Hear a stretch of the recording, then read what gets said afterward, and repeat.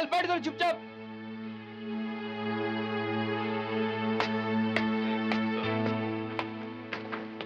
हमने यहाँ उन कैदियों को रखा है जो उम्र कैद की सजा। वैसे सर आपने जेल को काफी अच्छे ढंग से रखा हुआ है। Thank you. कहते मैं पुराने तौर तरीकों पे चलने वाला एक विभाग, बट आई एम श्योर इस काम को तुम मुझसे भी अच्छा निभाओ। कोशिश करूंगा। आओ, अब मैं तुम्हें बैरक नंबर 18 में ले चलता।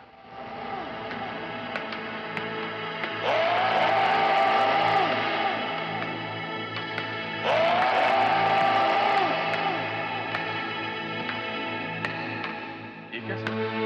इस बैरक की तो सारी कोठरियां खाली पड़ी हैं। यहाँ कोई कैदी नहीं। सर क्या है कि जेल की दूसरी मंजिलों पर काफी जगह थी, इसलिए हमने इस बैरक नंबर 18 को इस्तेमाल करना जरूरी नहीं समझा। हाँ, लेकिन ऊपर सभी बैरक में 2-2, 3-3 कैदी थे। कुछ को तो यहाँ रखा जा सकता है। हाँ बिल्कुल रखा जा सकता है, लेकिन क्या है देव कि ये बैरक दूसरे बैरकों से अलग है। और यहाँ की कोठरियां, उनकी हालत कुछ ठीक नहीं है। लिहाजा हमने ये समझा कि जब तक इनकी मरम्मत ठीक तरह नहीं हो जाती, इनका इस्तेमाल ही नहीं करेंगे।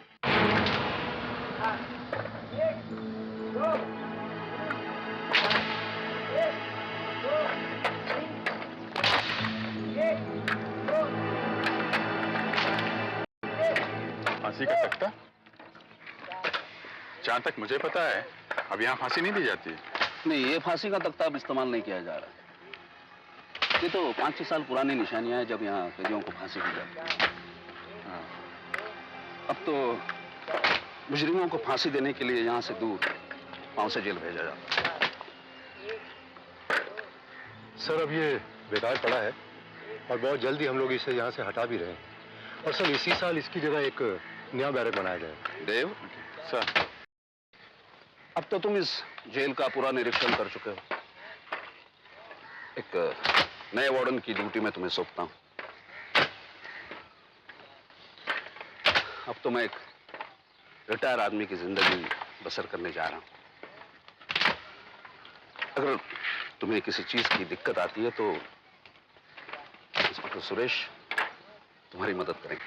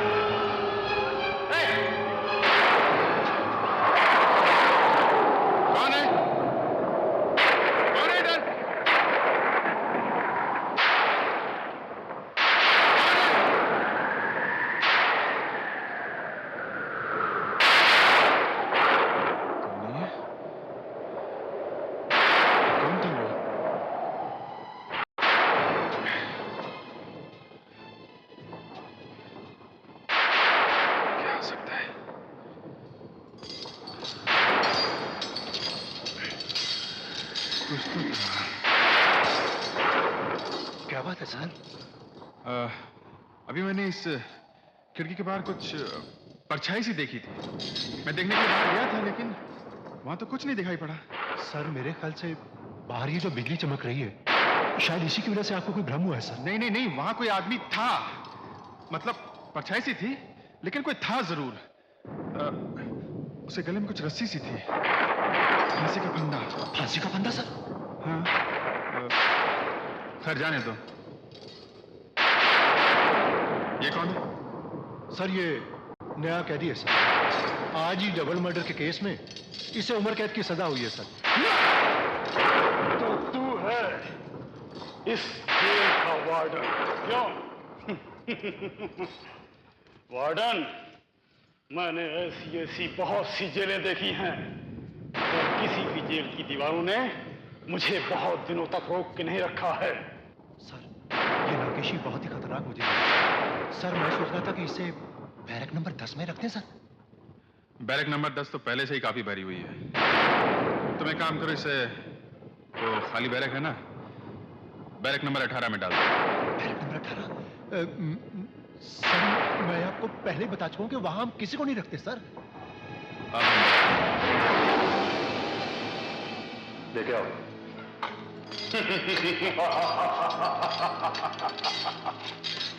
वाह वाह वाह, क्या रखोगे मुझे, हाँ?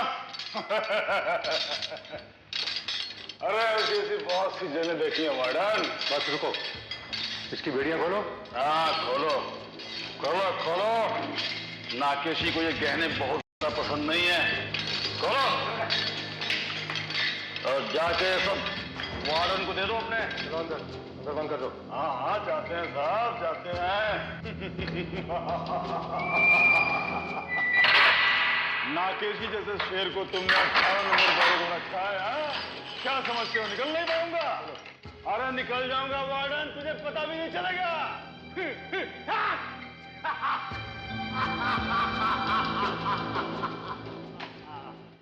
वाह रे नाकेशी वाह, तेरी इतनी दहशत कि तुझे अकेला रखा है। वाह, लेकिन कब तक?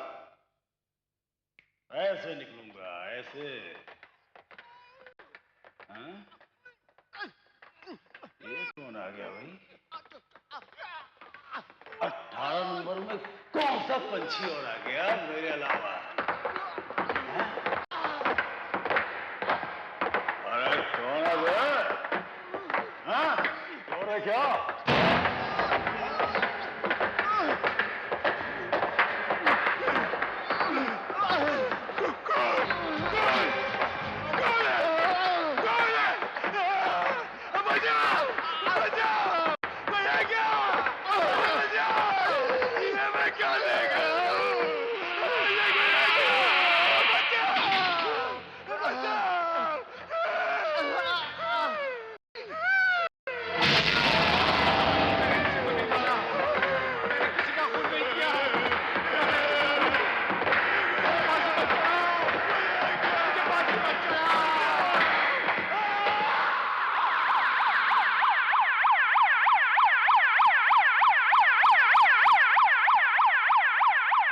आखिर ये हो कैसे गया? ना खूंखार अपराधी, उसकी ये हालत। सर, मैंने आपको पहले बताया था ना कि ऐसे केसेस पहले भी कई बार हो चुके हैं।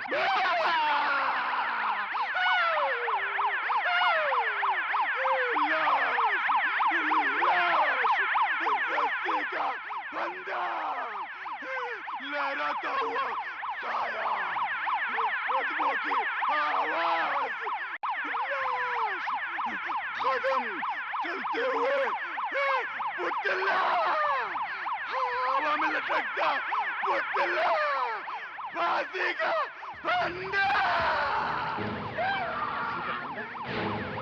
किधर? कहाँ देखा? फंदा कहाँ देखा? वो फांसी का फंदा। ले जाओ इसे। फांसी का फंदा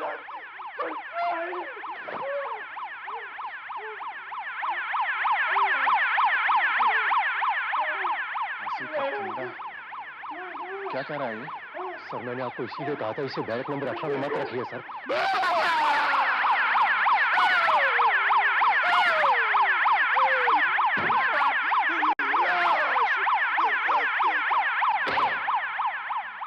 पिछले 5 सालों में 17 कैदियों को नर्वस ब्रेकडाउन हुआ है, जिसके कारण उन्हें हॉस्पिटल में भर्ती करना पड़ा।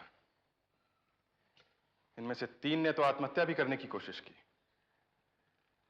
और ये सब कैदी बैरक नंबर 18 में रखे गए थे। Exactly sir.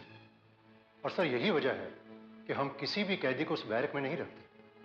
और तो और सर, हमारे संतरी भी वहां जाकर पहरा देने में घबराते हैं सर। क्यों? सर, इस बारे में मैं तो कुछ ज्यादा नहीं बता सकता, क्योंकि मेरी समझ से तो बाहर की बात है सर, लेकिन हमारे संतरी बताते हैं कि वहां डरावनी आवाजें सुनाई देती हैं, अजीबोगरीब सी घटनाएं होती हैं सर। डरावनी आवाजें, अजीबोगरीब घटनाएं। ये नाकेशी भी कुछ परछाई, जूतों और दरवाजों की बात कर रहा था। क्या वजह हो सकती है जो वहां लोगों को पागल बना देती है? इस राज को जानने का एक ही तरीका है। आज की रात मैं खुद बैरक नंबर 18 में गुजारूंगा।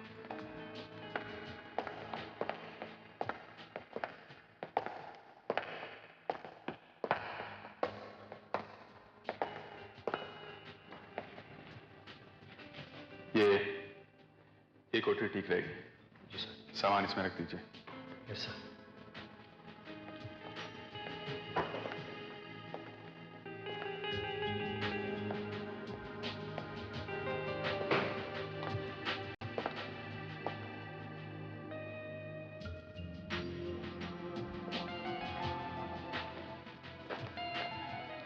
एक बात कहूं सर, एक बार फिर सोच लीजिए। मेरे ख्याल से आपका ये फैसला ठीक नहीं है सर। सिर्फ यही एक तरीका है पता लगाने का कि हकीकत में यहां क्या गड़बड़ है। तुम चिंता मत करो। हालांकि मुझे पता नहीं कि यहां क्या होने वाला है, मगर मैं फिर भी तैयार हूं हर हालात का सामना करने के लिए। मुझे यकीन है यहां कुछ होगा नहीं।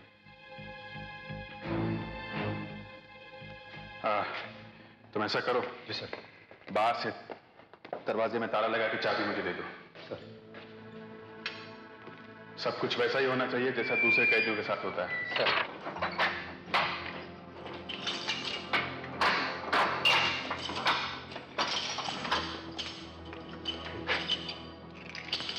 अब तुम जाओ यहां से, मुझे अकेला छोड़ दो। सर।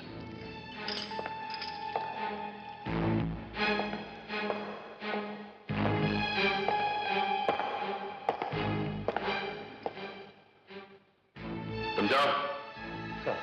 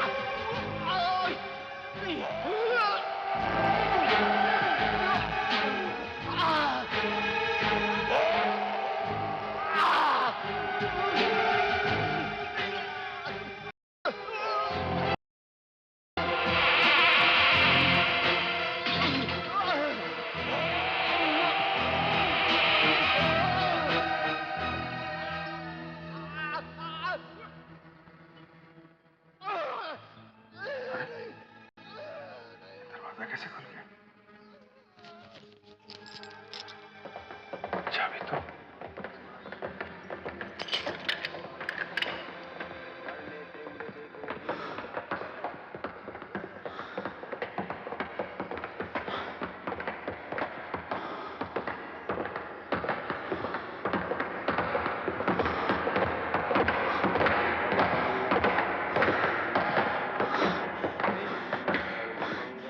चढ़ाओ।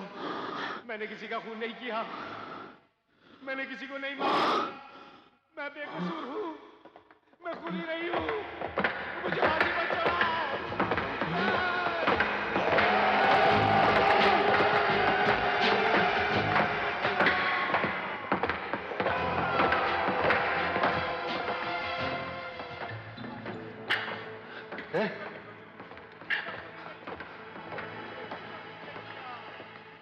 कौन है? रुक जाओ नहीं तो गोली मार दूंगा। है? मैंने किसी का खून नहीं किया, मैंने किसी का खून नहीं किया, मैं बेकसूर हूँ, मैं बेकसूर हूँ, मुझे फांसी पर चढ़ा, मुझे फांसी पर चढ़ा।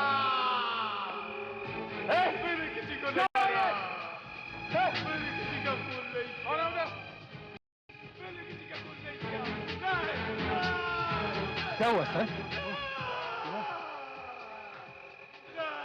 लेकिन सर उधर तो कोई भी नहीं है सर।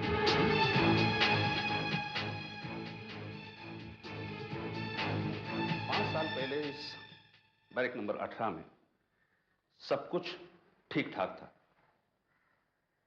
लेकिन अक्टूबर के महीने में जब मुकेश नाम के कैदी को इस बैरक में रखा गया, शायद उसी की वजह से ये सब कुछ हो गया। मुकेश? एक मुजरिम था, उसे इसी बैरक में रखा गया था। ये इंस्पेक्टर वीरेन, इन्होंने उसे अपनी हिरासत में लिया था। ये सब बताएंगे तुम। देखिए, मुकेश एक पेशेवर चोर था। 3 बार पकड़ा गया, 4 साल की सजा काटी उसने, और आखिरी बार जब वो पकड़ा गया तो छूटने के बाद उसने वादा किया था कि उसे अगर एक मौका मिल जाए अच्छा आदमी बनने का तो वो ये गुनाहों की जिंदगी छोड़ देगा। और देव, ऐसा मौका देने वाला एक आदमी भी उसे मिला था, जिसका नाम था जनार्दन। एक बहुत ही रईस आदमी था, समाज सेवक था। वो अपराधियों को शराफत की जिंदगी बिताने के लिए मदद किया करता था। जनार्दन सेठ ने उसे अपने यहां नौकरी दे दी। शुरू के 2 साल तो ऐसा लगा कि जैसे वो सचमुच सुधर गया हो, लेकिन उसके बाद उसने एक ऐसा अपराध किया जिसे बयान करना भी बड़ा मुश्किल है। उसने अपने मालिक जनार्दन का खून कर दिया था, वो भी चंद रुपयों की खातिर। हमें वहां रुपयों से भरा एक बैग मिला। जब हम वहां पहुंचे तो हमें जनार्दन के भतीजे ने बताया कि वो लोग दरवाजा तोड़कर अंदर आए थे और आकर उन्होंने देखा कि जनार्दन का कत्ल हो चुका था। मुकेश के सिर के पीछे गहरा घाव था और जनार्दन के हाथ में पड़े फूलदान पर खून का निशान। इससे साफ जाहिर था कि जनार्दन ने अपने बचाव के लिए वो फूलदान मुकेश के सिर पे मारा होगा। मुकेश बार बार कह रहा था कि वो निर्दोष है, पर जनार्दन की पीठ में घुसा चाकू, वो बैग, ये सारे सबूत यही कह रहे थे कि उसने एक ऐसे आदमी का कत्ल किया है जिसने उसे सुधारने की कोशिश की थी। और इस संगीन जुर्म के लिए उसे सजाए मौत मिली थी। और उसे मेरे ही जेल में लाया गया। मैंने उसे 18 नंबर के बैरक में रखा। यहां आने के ठीक 3 महीने बाद उसकी फांसी लगने की तारीख आ गई। मुकेश, तुम्हारा टाइम हो चुका है। क्या टाइम हो गया? इतनी जल्दी? मैंने तो सोचा था कि कुछ हो जाएगा, कुछ नहीं हुआ। मुकेश, ये बात कई मर्तबा दोहराई जा चुकी है। मैं क्यों चढ़ूं फांसी जब मैंने कुछ किया ही नहीं? मैंने जनार्दन साहब को नहीं मारा, मैं क्यों चढ़ूं? मुकेश, फैसला हो चुका है, अब तुम्हें चलना पड़ेगा। नहीं, मैं नहीं जाऊंगा। मैंने कहा ना, मैं बेकसूर हूं, मैं नहीं जाऊंगा। गार्ड!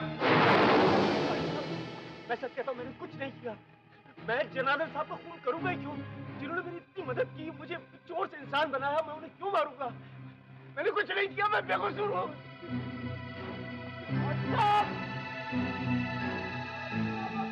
5 बजने में 10 मिनट, ठीक 5 बजे फांसी हो। मैंने जनार्दन साहब का खून नहीं किया, नहीं किया। क्या है आप लोग? मैं बेकसूर हूँ। आप मेरी बात का यकीन क्यों नहीं करते?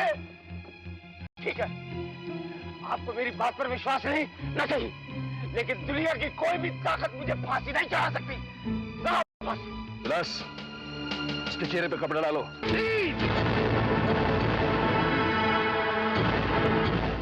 इसका लीवर काम नहीं कर रहा है। बात कर रहे हो तुम? छोड़ो उसे, कहीं देखो, उठाओ यहाँ से। जी साहब।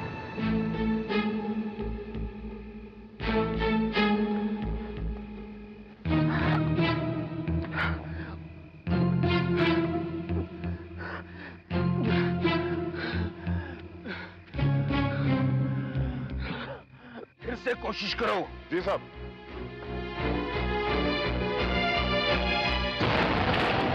हो गया साहब। मैंने कहा था ना, मैं बेकसूर हूं। तुम चाहे कितना भी जोर लगा लो, लेकिन मुझे फांसी नहीं दे सकते। कैदी को फिर से अपनी जगह पे लाओ, उसके चेहरे पे कपड़ा डालो, फंदा डालो इसके गले में। तैयार हो जाओ तुम। एक सब तो काम कर रहा है, लेकिन ट्रैप डोर नहीं खुला है। फिर से कोशिश करो। एक, दो, तीन। नहीं खुला है। यदि को हटाओ वहां से।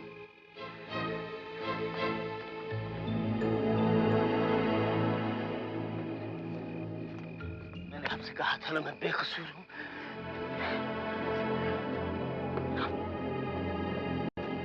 फिर से कोशिश करो। तो खुल गया साहब। लगता है कि वजन की वजह से एक ट्रैप डोर जाम हो गया था। उस पुतले को लेकर आओ जिसका वजन कैदी के वजन के बराबर है।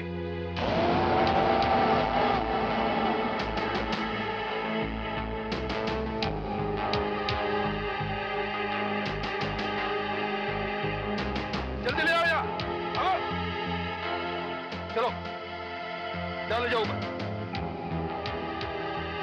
सवाल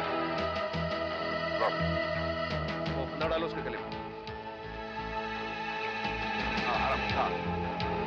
साहब इस पुतले का वजन तो कैदी के वजन के बराबर लगता है। फांसी लगा के देखो, देखो क्या गड़बड़ है। जी साहब। एक, दो, तीन। साहब इसका लीवर पुतले पर तो बराबर काम कर रहा है। शायद इसका ट्रैप डोर जाम हो गया था। सुनो, वो कैदी को यहाँ ले आओ। मेरी बात का यकीन कीजिए, मैंने अपने साहब को नहीं मारा। सच, मैंने जनार्दन साहब को नहीं मारा। ले जाओ इसको। आप मेरी बात में यकीन कीजिए। ले जाओ ऊपर। ले आओ। आप लोग नीचे आ जाओ, आ जाओ नीचे। गिलास कपड़ा डालो इसके चेहरे।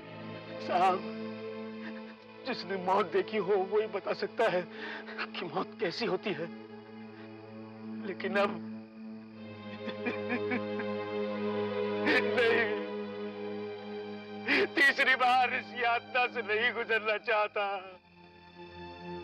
मैं बेकसूर हूं साहब, मैं बेकसूर हूं। चिंता मत करो, ये आखिरी बार। विलास, इसके चेहरे पे कपड़ा डालो, फंदा डालो इसके गले में। जी साहब। एक, मुझे कुछ नहीं होगा। दो, मुझे फांसी नहीं होगी। तीन। नहीं बोला साहब। फिर से लीवर को खींचो, मुझे कुछ नहीं होगा। खींचो, खींचो। नहीं खुल रहा साहब। ऐसा पहले कभी नहीं हुआ। ये अनहोनी है साहब। हो सकता है ये आदमी सत्य बोल रहा हो। एक कैदी बेकसूर ही हो साहब। हो सकता है कोई शक्ति इसको बचा रही हो साहब। अब तो आपको यकीन हो गया ना कि मैं बेकसूर हूं। सही है सब। मैं ये तख्ते पे आज तक कभी नहीं चढ़ा हूं, लेकिन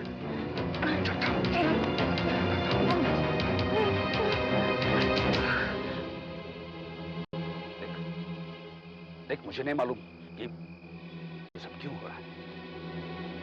हो सकता है कि तू बेकसूर है। ये नहीं हो सकता कि जो मैं कर रहा हूं ना, वो गलत कर रहा हूं। लेकिन फैसला करना मेरा काम नहीं। मैं अपनी ड्यूटी निभा रहा हूं। मैं अपनी ड्यूटी निभा रहा हूं और उसे निभा के रहूंगा। याद रख, तुझे 1000 बार मुझे लटकाना क्यों ना पड़े, मैं तुझे लटका के रहूंगा। देखिए साहब, मैं अभी तक जिंदा इसलिए हूं कि मैं बेकसूर हूं। ये बात मैं ही नहीं, यहाँ खड़े हुए सारे लोग अच्छी तरह से जानते हैं, और शायद आप भी। लेकिन इसमें आपका कोई कसूर नहीं है, क्योंकि आप तो अपना फर्ज निभा रहे हैं। अदालत ने और इस इंस्पेक्टर ने भी अपना फर्ज निभाया है। कसूर तो उस आदमी का है जिसने मुझे फंसाया है। मैं अपनी किस्मत से और नहीं लड़ सकता। साहब, इस बार जब आप मुझे फांसी लगाएंगे ना, तो मैं सच में मर जाऊंगा। लेकिन मैं आप सबको ये बता देना चाहता हूं कि मैं बेकसूर हूं। मैंने जनार्दन साहब का खून नहीं किया। जब तक मेरी बेगुनाही साबित नहीं हो जाती और आप सबको यह पता नहीं चल जाता कि मैं बेकसूर था, मेरी आत्मा को शांति नहीं मिलेगी। आत्मा को शांति नहीं मिलेगी। लाओ मुझे फांसी, डालो मेरे मुंह पर कपड़ा, डालो। कपड़ा डालो इसके चेहरे पे। जी साहब। कपड़ा डालो इसके चेहरे पे और फांसी का फंदा भी डाल दो गले में। डाल दो फंदा। जी साहब। तैयारी करो फांसी की। फांसी की तैयारी करो। मैं तैयार हूँ साहब। 5:45 को फांसी होगी। 1, 2, 3। ये फांसी रोकने का अधिकार होता ना तो मैं जरूर रोक देता उसकी फांसी, लेकिन नहीं, मुझे वो अधिकार नहीं था। मैं तो सिर्फ अपनी ड्यूटी निभा रहा था।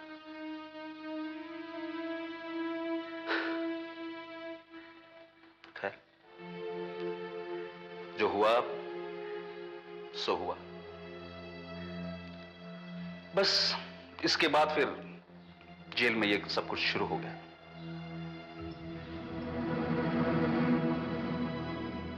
आपका मतलब है कि मुकेश की आत्मा अभी तक जेल में घूम रही है और इंतजार कर रही है कि कब उसकी बेगुनाही साबित होगी। इस बात के अलावा और क्या कहा जा सकता है? बताओ बताओ ना, तुम क्या कहा जा सकता है? इस फांसी का मुझ पे इतना गहरा असर हुआ, इसके बाद इस जेल में फांसी देना मैंने बंद करवा दिया। देखिए, मुकेश तो अब मर चुका है और हम उसे जिंदा नहीं कर सकते, लेकिन जो कुछ भी आप कह रहे हैं, अगर वो सच है तो हमारा फर्ज बनता है कि हम उसकी बेगुनाही साबित करने की कोशिश करें। लेकिन देव साहब, ये आप कैसे कर पाएंगे? इस केस की छानबीन मैंने खुद की थी, और अगर उसे फंसाया भी गया था तो फंसाने वाले ने इस बात का पूरा ध्यान रखकर प्लान बनाया था कि सारे मौजूदा सबूत मुकेश के खिलाफ हैं, ये साबित करने के लिए कि वही खूनी है। बात सिर्फ इतनी सी नहीं है, पूरे 7 साल बीत चुके साथ। इतने लंबे अरसे के बाद हम ये सारे सबूत कहां से ढूंढ पाएंगे? ये मैं नहीं जानता, लेकिन कम से कम ये पता लगाने की कोशिश तो होनी ही चाहिए कि मुकेश को फंसाने वाला और जनार्दन का असली कातिल कौन है। फांसी तो उसे होनी चाहिए थी। ये खून जिस जगह हुआ, उस जगह का पता मुझे बताएंगे?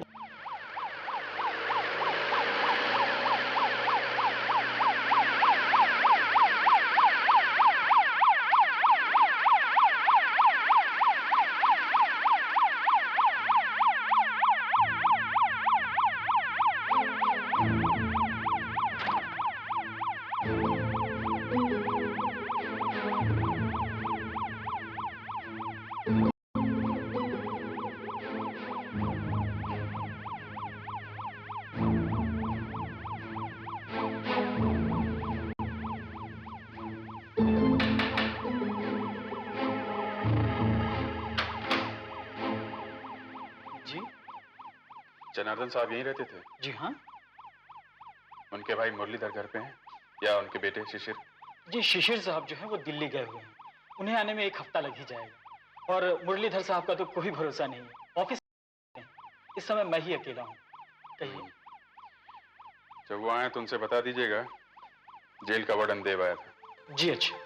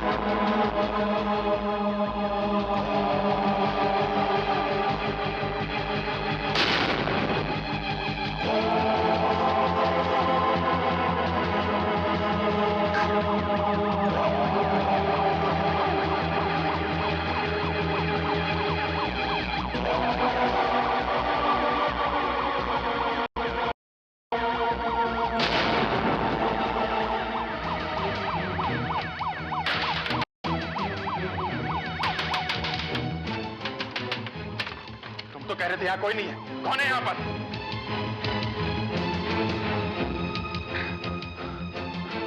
कौन है यहाँ पर? कौन है? कौन है यहाँ पर? यहाँ क्या हो रहा था? सर मैंने आपको बताया ना कि घर में कोई नहीं। लेकिन मैंने अभी देखा यहाँ कुछ हो रहा था। मेरी बात का विश्वास कीजिए साहब, कोई नहीं है घर। कोई? लेकिन मैंने यहाँ कुछ देखा। मैंने इसका मतलब कोई मुझे बता रहा था कि यहाँ पर क्या हुआ था। क्या? ये क्या कह रहे हो तुम? जी हाँ, ठीक उसी कमरे में जिस कमरे में कत्ल हुआ था। मैंने अपनी आंखों के सामने सब कुछ देखा। कुछ परछाई सी थी, धुंधली धुंधली सी। मैं आपसे ये पूछना चाहता हूँ कि मुकेश आपकी जेल में 3 महीने रहा। क्या वो स्मोक करता था? I mean, उसे पाइप पीने की आदत थी? वो पाइप पीता था वो? नहीं, जहां तक कि मुझे याद है, मुझे उसे ऐसी कोई आदत नहीं थी। लेकिन ये तुम क्यों पूछ रहे हो? तब तो वो बेकसूर था। क्या? असली कातिल वो पाइप पीने वाला है। मैंने उसकी परछाई अच्छी तरीके से देखी थी। कौन हो सकता है ये पाइप पीने वाला? कौन हो सकता है? हेलो, हाँ बोलो सुरेश। हाँ, एक मिनट, फोन आया। हेलो, हाँ सुरेश बोलो। ठीक है, तुम वही रोको, मैं अभी आता हूँ। जनार्दन के परिवार का कोई आदमी मुझसे मिलना चाहता है। हो सकता है असली कातिल का कोई सुराग मिल जाए। मैं चलता हूँ।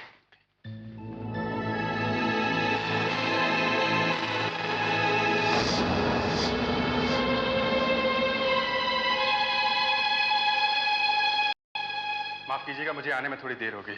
आपको इंतजार करना पड़ा। मैं यहाँ का वार्डन देव हूँ। मुझे मुरलीधर कहते हैं।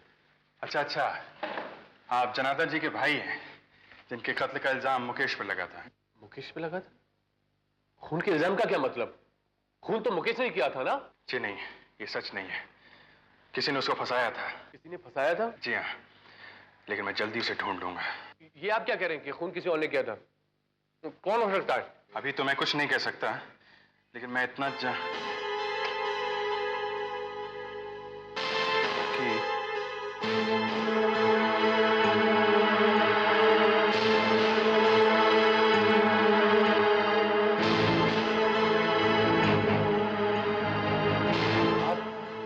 आप कुछ कह रहे थे? हाँ, मैं कह रहा था, तुम मुरलीधर, तुमने जनार्दन का खून किया है। तुम कातिल हो। ये क्या बकवास है? बकवास नहीं है, तुम्ही ने अपने भाई का कत्ल किया है और झूठे सबूत इकट्ठे करके मुकेश को कातिल साबित कर दिया। मैं अच्छी तरीके से जानता हूँ ये सब तुमने कैसे किया था। मैं बताता हूँ। उस दिन तुम अचानक जनार्दन के कमरे में घुसे और तुमने देखा कि जनार्दन शायद रुपए गिन रहा था या बैग में रख रहा था। तुमसे ये सब देखा नहीं गया।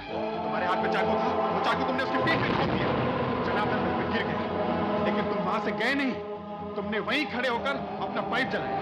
उसके बाद नौकर मुकेश की आवाज सुनकर तुम शायद वहीं कहीं छिप गए थे। नौकर जब अंदर आया, ये सब देखकर घबरा गया, लेकिन तुमने उसको भी नहीं बख्शा। तुम्हारे हाथ में फूलदान था। तुम चुपके से उसके पीछे आए और फूलदान उसके सिर पर दे मारा। उसके बाद अलमारी से बैग निकाला, उसमें रुपए डालकर मुकेश के हाथ में फंसा दिया ताकि सारा शक मुकेश पर जाए। बकवास है, एकदम बकवास। ये बकवास नहीं है। तुमने पैसों की खातिर अपने भाई को मार दिया, जिसकी कीमत उस बेचारे मुकेश को अपनी जान देकर चुकानी पड़ी। ये तो मनगढ़ंत कहानी है। इस पर कोई अदालत विश्वास नहीं करेगी वार्डन साहब, और बिना सबूत के तो बिल्कुल नहीं। जो तुम्हारे पास एक भी नहीं है। जो भी तुम कहानी सुना रहे हो वो सिर्फ कल्पना है, सिर्फ तुम्हारी कल्पना। मैं तुम्हारी ये फालतू की बकवास सुनने के लिए 1 मिनट नहीं रुकूंगा यहाँ पर। मैं जा रहा हूँ और देखता हूँ कोई मेरा क्या बिगाड़ सकता है। जरा ध्यान से जाइएगा, कहीं जल्दी आपको वापस यहीं ना आना पड़े। मुझे अपना रास्ता मालूम है, समझा? नानी क्या क्या बकबक कर रहा था। 20 सालों के बाद इसे पता कैसे चला? कुछ भी हो, बिना सबूत के ये मेरा बाल भी बांका नहीं कर सकता। देखता हूँ क्या बिगाड़ता है ये मैं कहाँ आ गया? फालतू की टेंशन में मैं गलत मोड़ मुड़ गया। ये बैरक कितनी डरावनी लग रही है। एकदम सुनसान। अरे मैं कहाँ?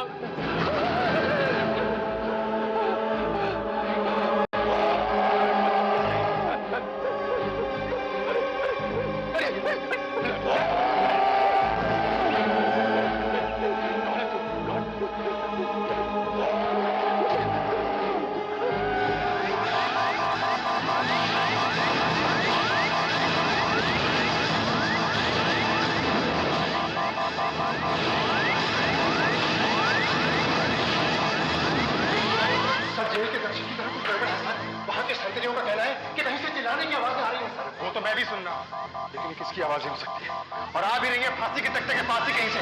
चलो जल्दी चलो।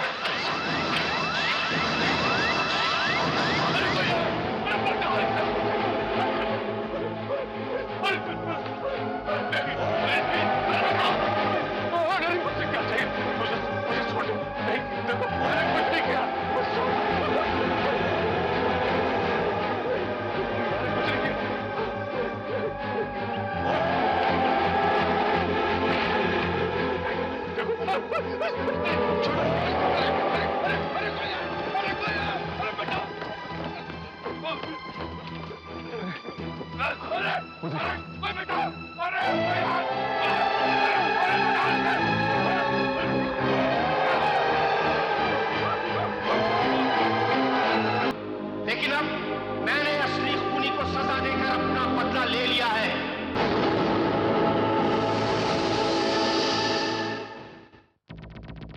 ऐसे और भी मजेदार वीडियो के लिए हमारे चैनल को लाइक, शेयर और सब्सक्राइब करें।